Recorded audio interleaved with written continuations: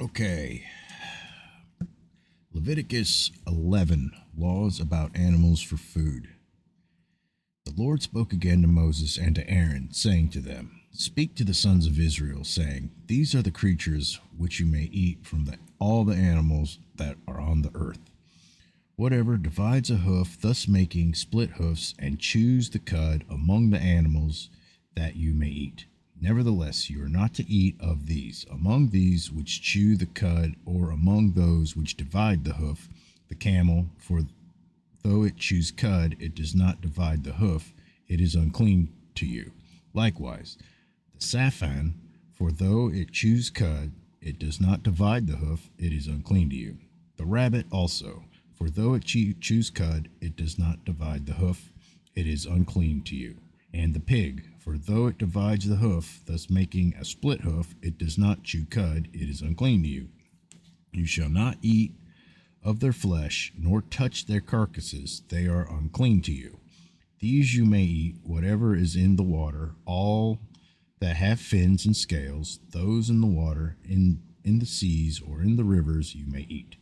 But whatever is in the seas and in the rivers that does not have fins and scales, among all the teeming life of the water, and among all the living creatures that are in the water, they are detestable things to you, and they shall be abhorrent to you. You may not eat of their flesh, and their carcasses you shall detest. Whatever in the water does not have fins and scales is abhorrent to you. Leviticus 11:13. Avoid the unclean.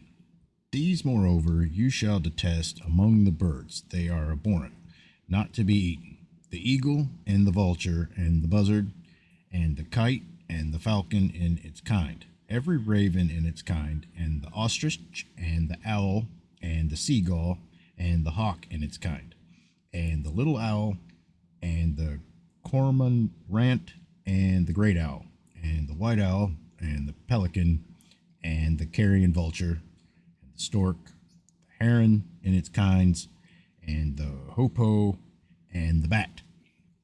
All the winged insects that walk on all fours are detestable to you.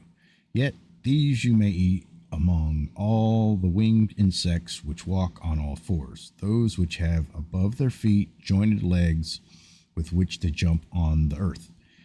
These of them you may eat: the locust in its kinds, and the devastating locust in its kinds, and the crickets in its kinds, and the grasshopper in its kinds. But all other winged insects which are four-footed are detestable to you. By these, moreover, you will be made unclean. Whoever touches their carcasses become unclean until evening. And whoever picks up any of their carcasses shall wash his clothes and be unclean until evening.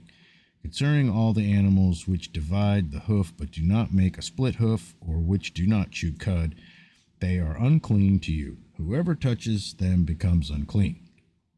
Also, whatever walks on its paws among all the creatures that walk on all fours are unclean to you. Whoever touches their carcasses becomes unclean until evening. And the one who picks up their carcass shall wash his clothes and be unclean until evening. They are unclean to you. Now these are to you the unclean among the swarming things which swarm on the earth: the mole, and the mouse, and the great lizard in its kinds, and the gecko, and the crocodile, and the lizard, and the sand reptile, and the chameleon. These are to you the unclean among the swarming things. Whoever touches them when they are dead becomes unclean until evening. Also, anything on which one of them may fall when they are dead becomes unclean, including any wooden article, or clothing, or a skin, or a sack, any article of which use is made. It shall be put in the water and be unclean until evening, then it becomes clean. As for any earthenware vessel in which one of them may fall, whatever is in it becomes unclean, and you shall break the vessel. Any of the food which may be eaten, on which water comes, shall be become unclean, and any liquid which may be drunk in every vessel shall become unclean. Everything, moreover, on which part of their carcass may fall becomes unclean. An oven or a stove shall be smashed. They are unclean and shall continue as unclean to you. Nevertheless, a spring or a cistern collecting water shall be clean, though the one who touches their carcass shall be unclean. If a part of their carcass falls on any seed for sowing, which is to be sown, it is clean. Though if water is put on the seed and a part of their carcass falls on it, it is unclean to you. Also, if one of the animals dies which you have for food, the one who touches its carcass becomes unclean until evening. He too, who eats some of its carcass, shall wash his clothes and be unclean until evening.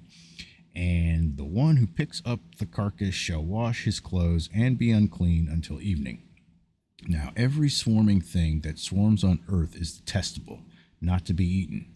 Whatever crawls on its belly, and whatever walks on all fours, whatever has many feet, in respect to every swarming thing that swarms on the earth, you shall not eat them, for they are detestable.